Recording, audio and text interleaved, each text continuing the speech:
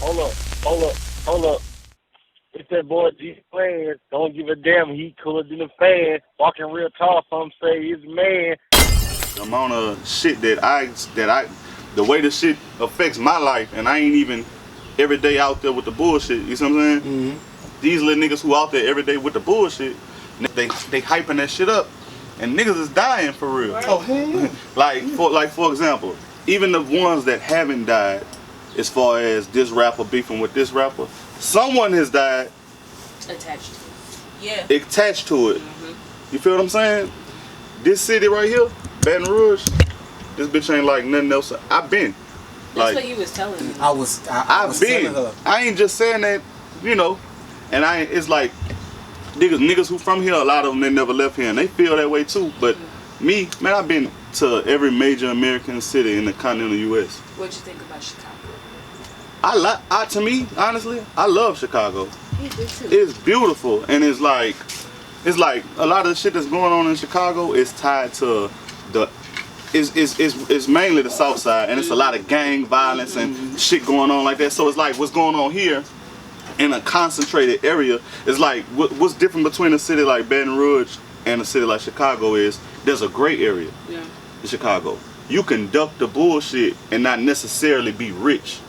You feel me? That's why I told him when I took him up there for the first time. I was like, you know, people like to portray like Chirac, and I'm like, it's really not. This is a beautiful like ass dope city. It's flourishing. Got opportunity and shit. You got a way better shot at making something out your motherfucking self in Chicago than this bitch. I'm telling you, cause it's like this is the main problem here. Is like Chicago, for example, and a lot of other cities of that multitude or whatever. That bitch huge. You see what I'm saying? So, but it's small though. Like I know so many people that know Herb and Chief Keef. Like I went to school with a lot of. Well, it's just that world is small. Yeah. But the city is big. Oh, it's like for example, like Baton Rouge is small. Yeah. It's not as small as people might think, but the world that we in is like the music scene is even smaller. It's like that bitch huge though. Chicago huge. So with that being said, like the gray area in Chicago is a lot bigger. I can go if I want to go get a job and not be out here, gang banging and selling dope and trapping and doing the most. I don't have to. I can go get a job. I can move out of that area where the bullshit is going on, and now I'm in this big beautiful ass city. You know what I'm saying? Downtown. Here, it's black and white. The gray area, that big. And you gotta pay like it's the good, even when it's the alright. So if you ain't got the money, you basically where it's bad. Right. Like this street, for example, Quiet Street, right? The school right there.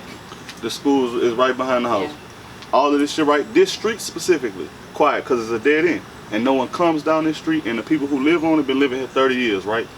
Every night I'm out here smoking a little blunt or something, gunshots in the distance. I'm talking about right across there, that's 2150, this Sherwood that we in, right? Right across there, but I'm telling you, where the store across the street, that's 2150. You got Brandywine Projects, they just shut them down right behind us. The Horseshoe where Sherwood Marty and shit is, 2 streets over, right here. So here is all fucked up. This street is straight. And I mean this street only. You know what I'm saying? All the rest of that shit over here, it's got shit going on. So that's what I mean. Like, so this ain't necessarily a gray area. This still Sherwood, right? Cause guess what? Love you too. If I send my kids to school, they go to school with everybody. You know what I'm saying? So the crime that happens on this street affects everybody. So that's what I mean by there's no gray area. It's like you either where it's fucked up at or you where it's nice at. And the shit where it's like the little apartments that are kind of affordable, they're closer to where it's super nice and you gotta pay for it. $1,200 rent. You know what I'm saying? Crazy shit. 2-bedroom apartment, $1,500. Cause you over here where you ain't got you like paying for the life to live. Right. That's crazy. It's bad. You can Google it. It ain't my opinion. It's the truth. It's the truth. Stats. It's like one of the worst places to live in the whole country. And gauging it off whatever you want to gauge it off of. It is the worst place to live. You can get it's the worst place to live. The state, the Louisiana is the worst place is the worst state to live in. They say, but this is the worst city in Louisiana. It's worse than New Orleans to me. For real, bro. Is home on the outside looking in. they gonna say, why won't you just move? Shit, because this why. All right, it's like, okay, like me, my personal reason, right? Okay, I grew up in a house. I was showing the picture. Oh yeah, that's Friday night. Yeah, that's crazy. So look, let's say I ain't got no money. All right, I come. That mean I grew up in my grandma's house with all my cousins who ain't got no money. You know what I mean? And like these people, they become like my siblings, my brothers and my sisters. Even though they like my cousins, we just all such tight, close knit. Like I said, like I explained when I first started talking, like these people are we rolling cocaine. These people, I'm so attached to these people. It's like I can't just leave them. Mm-hmm. It's like I can move, but even then, it's not like I'm not affected by what's going on in Baton Rouge because People still here. everybody, all my people still here. My everybody who, it's like this. If I move and I go by myself, it's like I'm going somewhere and I'm completely in the blind. My team ain't my team. You know what I'm saying? It's like I don't come from no rap background. Mm-hmm. I don't come from a rap back. Even though I've been rapping, you know, so to speak, I don't come from a rap background. Like my people, all my people, they activated, so to speak. You feel what I'm saying? And speaking of rap background, I mean, I don't want to shift the topic because we got a lot to speak about. Right. But I know at one point, as far as we talking about straight lyrical rap ability, not who make the best song, who has the most views. We were talking about the rawest spitter in Baton Rouge. Mm-hmm. Lil One the Champ name go come up. Main Music name go come up. Right. Spitter name go come up. Right. John the Baptist name go come up. Right. And R.I.P. She's Dollars. Facts. It's probably others.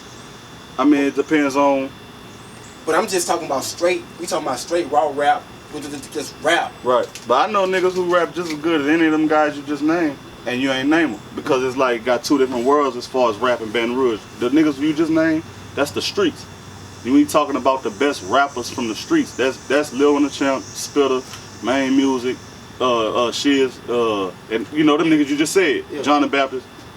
But then you got niggas like James Jackson, niggas like Adam Dollars, niggas like these guys can rap. Them niggas rap, mm-hmm. right?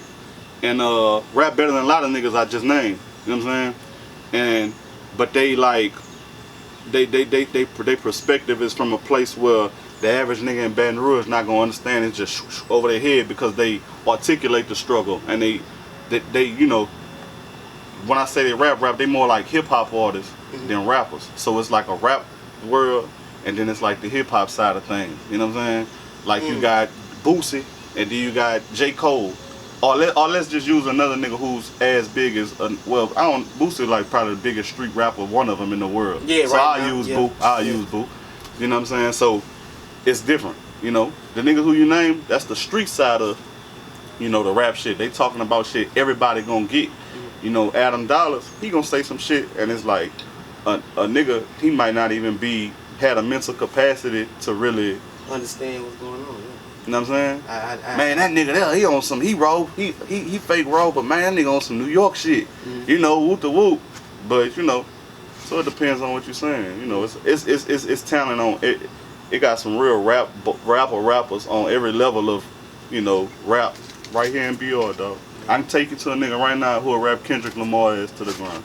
Wow. Real talk. And this is something that I always say. I think I'm always saying, like, I've done interviews. I've been to Detroit. I've been to Chicago, Dallas, Houston, LA, right. Building the brand, stuff like that. But I always end up back in Baton Rouge. Right. I don't know what it is. You know, this place is just special. And the fact that the whole world has tapped into Baton Rouge right now. Right. The whole world has tapped into Baton Rouge. But it's always something that's going on here. And all the artists, man, God bless all of them, man. You know, this has a lot to say, a lot of stuff to do. But overall, do you ever think that all of you guys can just excel and just make it? I ain't gonna say high, just make it good enough just to provide and just be like, man, I'm from Baton Rouge, but we made it. And right. So all these rappers that you just named, like, do you ever think it'll change where everybody can get on? Or you saying if I understand what you're saying, you don't want to offend nobody, but nobody that's on from here is on. You feel what I'm saying? Ain't no Meek Mills from this bitch, except like YB, Gates, Boosie, them niggas. But a lot of the niggas who you mean like is we gonna ever like break through that ceiling and really, you know what I'm saying? Can we have commercial success and really reach back and pull other niggas into the spotlight like a Atlanta, like a Florida, like a Cali? You know what I'm saying? Yeah. I mean, I feel like we definitely got the talent. You know what I'm saying? It's just like, it's the background. The background. A lot of these rappers, though, it's like we come from a city where the rap just be an opportunity. It'd be a vehicle to get out the way, to get out the hole. You know what I'm saying? Like all of the rappers that I know, you know, everyone you named so far, and a lot of them that you didn't name.